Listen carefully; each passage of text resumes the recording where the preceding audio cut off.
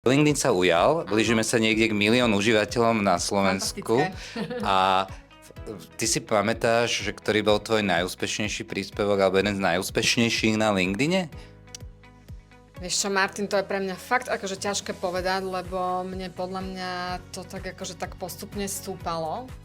A asi z tých prvých najúspešnejších bol ten, keď som sa spýtala na začiatku toho postu, že či sa na Slovensku ešte dá podnikať.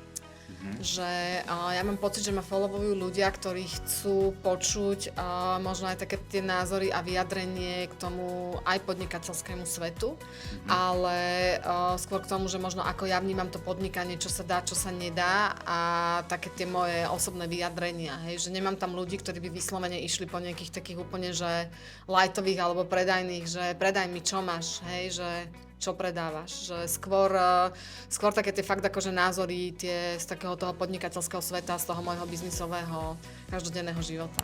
Takže tešíme sa na teba.